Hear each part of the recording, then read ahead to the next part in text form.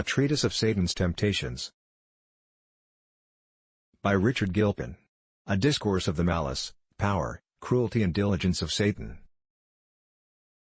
Part of Chapter 17. Satan's Deceits against Religious Services and Duties. The grounds of his displeasure against religious duties. His first design against duties is to prevent them. His several subtleties for that end, by external hindrances, by indispositions bodily and spiritual, by discouragements, the ways thereof, by dislike, the grounds thereof, by sophistical arguings. His various pleas therein. Our next work is to take notice of the spite and methods, of the serpent against the ways of worship and service.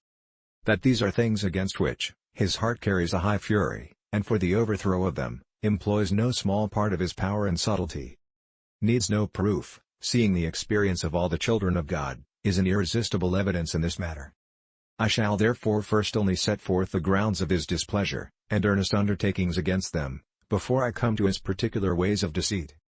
Which are these? 1. First, by this means, if he prevail, he deprives us of our weapons. This is a stratagem of war which we find the Philistines practiced against Israel. They took away all their smiths, lest the Hebrews should make them swords or spears. Hence, was it that in the battle, there was neither sword nor spear, found in the hand of any of the people that were with Saul and Jonathan? 1 Samuel 13, 19, 22. The Word of God is expressly called the sword of the Spirit, Ephesians 6:17. Prayer is as a spear, or rather a general piece of armor. If the devil deprive us of these, he robs us of our ammunition. For by reason of these, the church is compared to a tower built for an armory, wherein hang 1,000 bucklers, all shields of mighty men. Canticles 4:4. And the Apostle expressly calls them weapons of our warfare, 2 Corinthians 10:4, of purpose given us for the pulling down of strongholds, and the demolishing of those forts and batteries of high imaginations that Satan rears up in the hearts of men against their happiness. If these be taken away, our locks are cut, as Samson's were, our strength is departed, and we become weak as other men. Judges 16:17. We are open to every incursion and inroad, that he pleaseth to make against us. 2. Secondly, if he hinders these, he intercepts our food and cuts off our provisions. The word is called milk, sincere milk of the word. It is that by which we are born, nourished, and increase. It is our cordial and comfort. Christ indeed is the bread of life, and the fountain of all our consolations, but the word and prayer are the conduit pipes that convey all to us. If these be cut, we fade as a leaf, we languish, we consume and waste, we become as a skin bottle in the smoke, our moisture as the drought in summer. Our soul fainteth, our heart faileth, and we become as those that go down to the pit. So that if the devil gain his design in this, he hath all. Give him this, and give him the kingdom also. This is the most compendious way of doing his work, and that which saves him a labor in his temptations.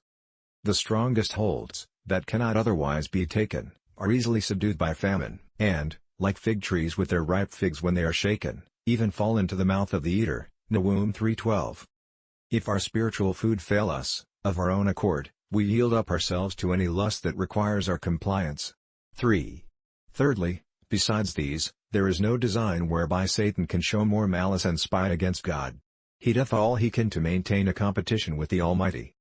His titles of the God of the world, the Prince of the power of the air, show what in the pride of his heart, he aspires to, as well as what by commission God is pleased to grant him. These duties of worship and service are the homage of God's children, by which they testify the acknowledgments of his deity. By wresting these out of our hands, Satan robs God of that honor, and makes the allegiance of his servants to cease. If he could do more against God, doubtless he would. But seeing he hath not an arm like God, and so cannot pull him out of heaven, by this means he sets up himself as the God of the world, and enlargeth his territories, and staves off the subjects of the God of heaven, from giving him the honor due to his name. And that the devil in these endeavors is carried on, by a spite against God, as well as by an earnest desire of the ruin of souls, may be abundantly evidenced, by his way of management, of that opposition that he gives to the duties of service and worship. I shall only, to make out this, instance in 3 things. 1. That where the devil prevails to set up himself as an object of worship, there he doth it in a bold, insolent, presumptuous imitation of God's appointments, in the ways of his service.